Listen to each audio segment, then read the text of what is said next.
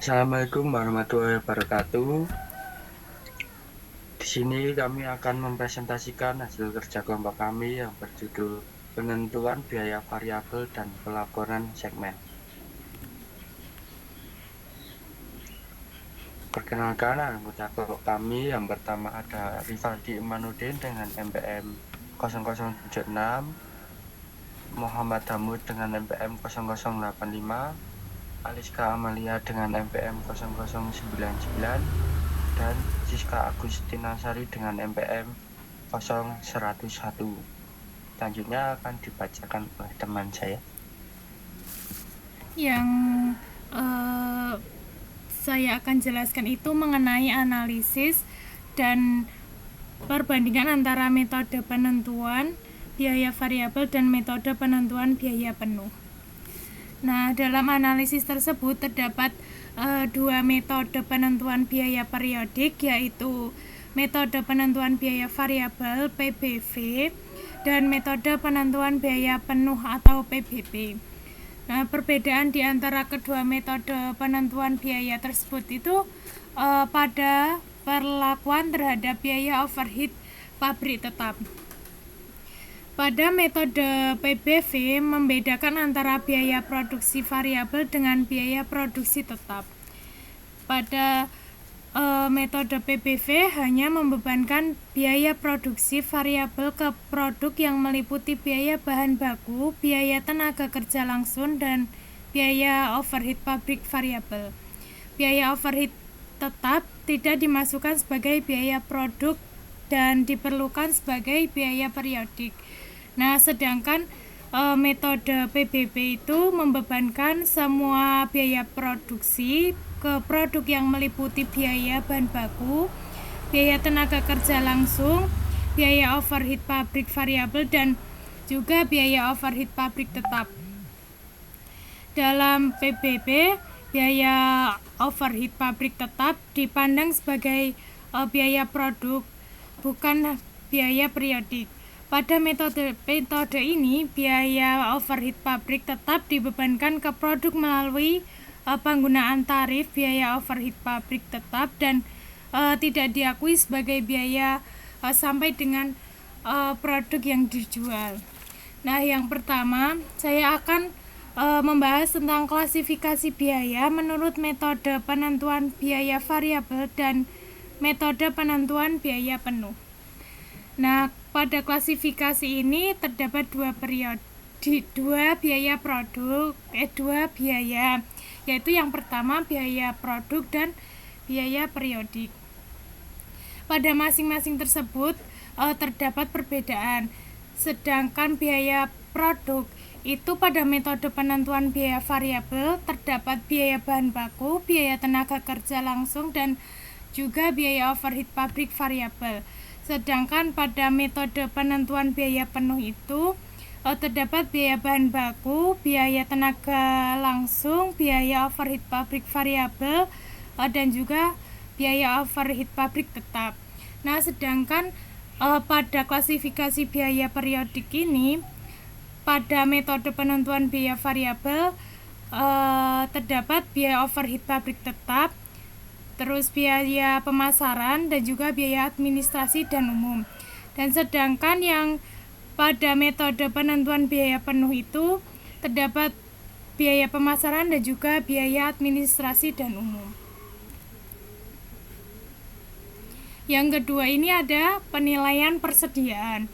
Nah, perbedaan metode penentuan biaya produk akan mempengaruhi nilai persediaan. Pada metode PBV, nilai persediaan hanya meliputi biaya produksi variabel saja.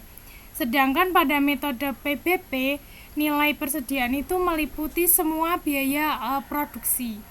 Terus yang ketiga itu ada laporan laba rugi. Biaya produk per unit merupakan dasar penentuan harga pokok penjualan, maka perbedaan penggunaan metode PHV atau metode PBB akan mengakibatkan angka laba yang berbeda Perbedaan angka laba terjadi karena jumlah biaya overhead pabrik tetap yang diakui sebagai biaya periodik adalah berbeda di antara penentuan biaya produk. Yang keempat yaitu ada hubungan antara produksi, penjualan, dan juga laba.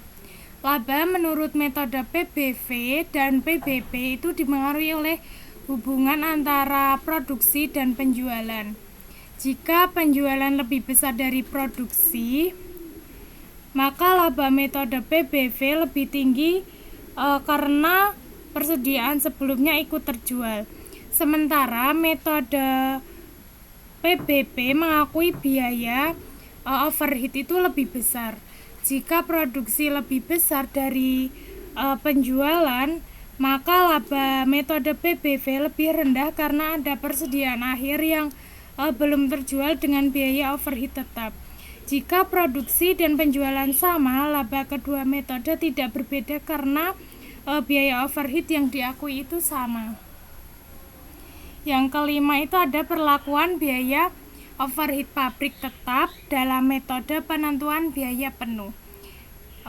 Perbedaan utama metode PBB dan PBV itu terletak pada pengakuan biaya overhead pabrik tetap.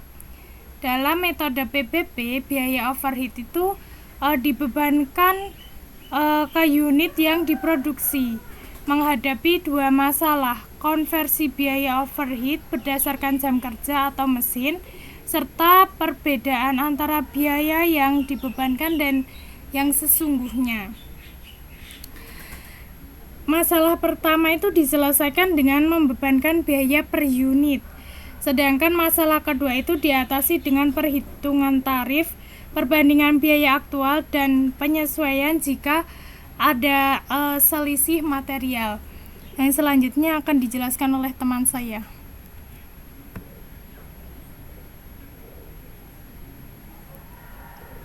Dan selanjutnya metode penentuan biaya variabel dan evaluasi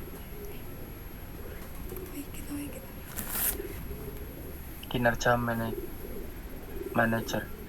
Evaluasi kinerja manajer sering dihubungkan dengan profitabilitas unit-unit bisnis yang mereka kendalikan, perubahan laba dari periode ke periode, dan perbandingan antara laba sesungguhnya dengan laba dianggarkan sering digunakan sebagai sinyal kinerja manajerial. Namun demikian, agar laba dapat menjadi sinyal yang tepat, laba harus mencerminkan usaha manajerial yang dilakukan oleh manajer.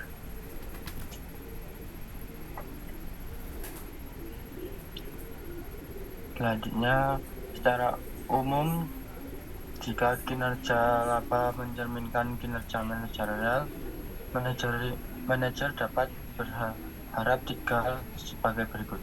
Yang pertama, jika terjadi peningkatan penjualan, hal-hal lain dianggap tetap, maka laba akan meningkat. Yang kedua, jika terjadi penurunan penjualan, hal-hal lain dianggap tetap, maka laba akan menurun. Terus yang ketiga, jika tidak terjadi perubahan penjualan, hal-hal lain dianggap tetap, maka laba juga tidak berubah. Selanjutnya akan dibacakan oleh teman saya.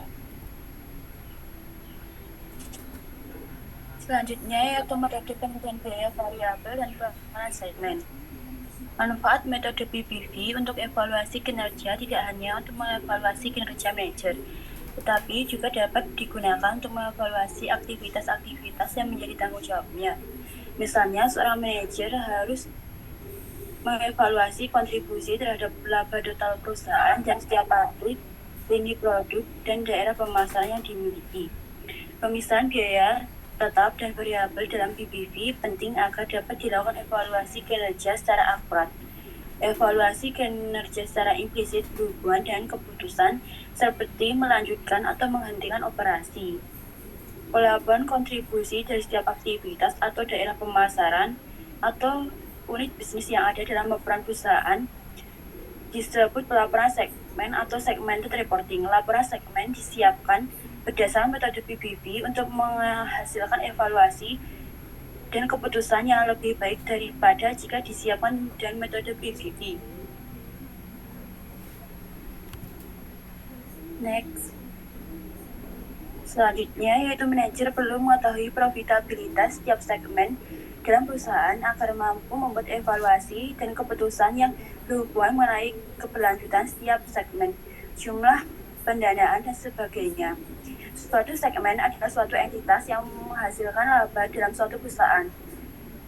Pemisahan biaya. Yang pertama itu biaya yang dapat dikendalikan adalah biaya yang dapat dipengaruhi secara memadai oleh manajer. Yang kedua yaitu biaya yang tidak dapat dikendalikan segmen. Ada beberapa segmen berdasar pelaporan segmen berdasar metode penentuan biaya variabel. Dan yang terakhir yaitu pelaporan segmen dan pendekatan penentuan biaya berdasarkan aktivitas. Selanjutnya akan dijelaskan oleh rekan saya. Metode penentuan biaya variabel untuk perencanaan dan pengendalian.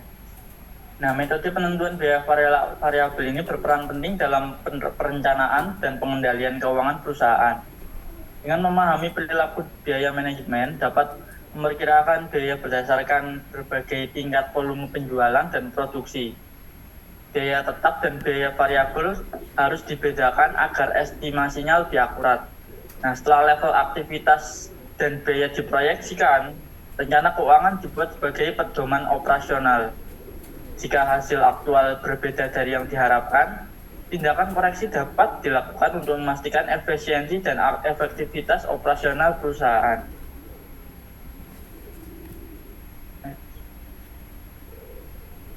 Terima kasih. Demikian presentasi dari kelompok kami. Kurang lebihnya mohon maaf. Wassalamualaikum warahmatullahi wabarakatuh.